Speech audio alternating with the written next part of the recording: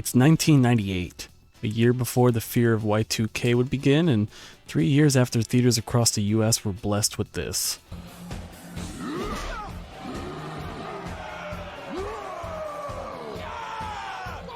For fighting games, this was still the beginning of the transition from arcades to consoles. The fall of arcade machines is another story, but around this time, Japan would release another banger of a game, Guilty Gear.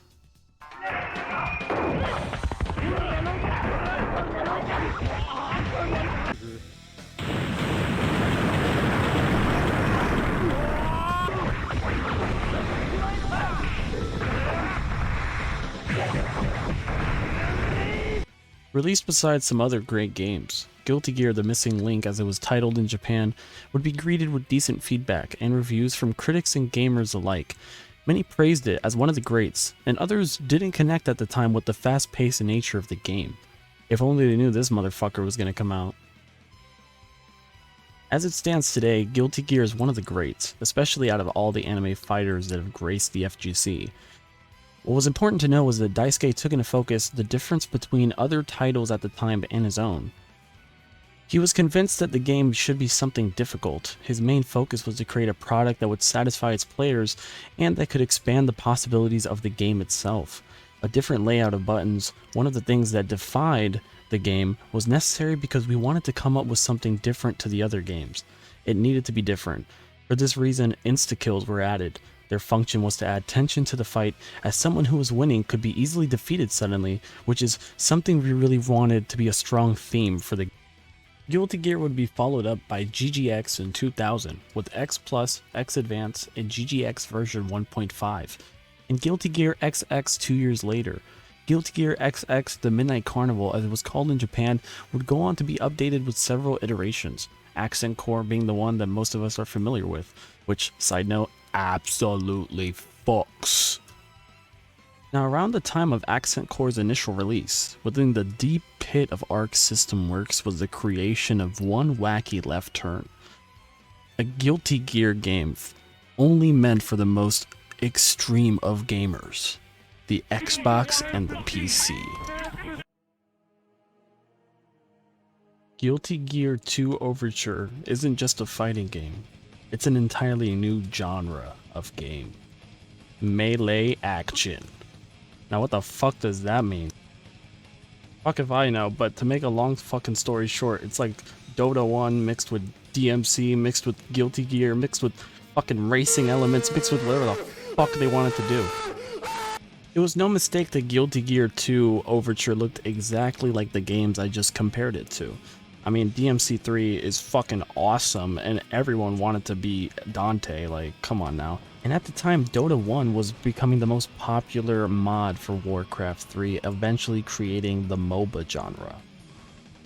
So if you look around for the game, you can find a really interesting interview / advert for the game, and it's your typical early 2000s interview showing off some gamers and some quick synopsis of what the whole thing is about. And there's a few things that did stand out to me. One is the guy narrating claims that this game, Guilty Gear 2 Overture, was Daisuke's original concept for a Guilty Gear game.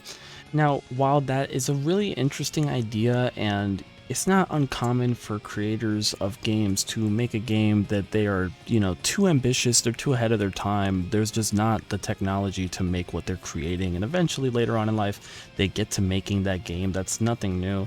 And jumping genres is really not anything new, especially for fighting games. I mean, Mortal Kombat Deception was awesome. Like, there's really no single player game like that, and Mortal Kombat Shaolin Monks is also another great jump from the genre of not just a normal fighting game.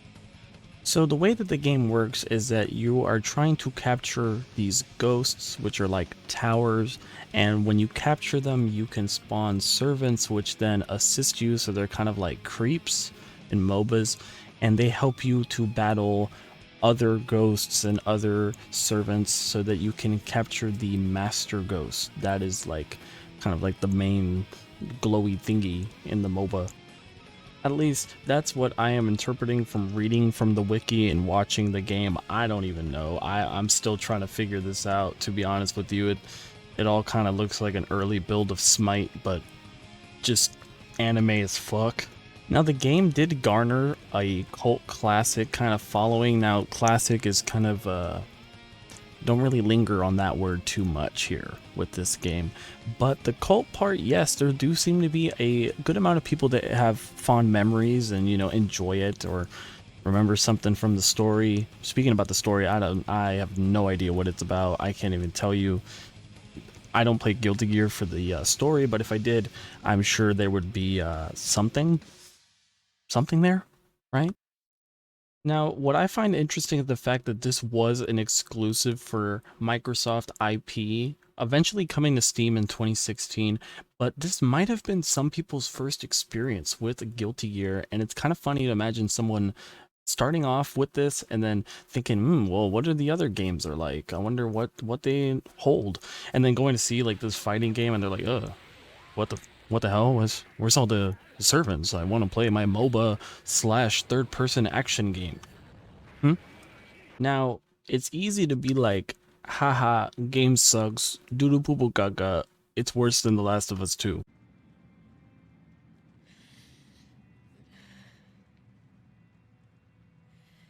I think I'm pregnant.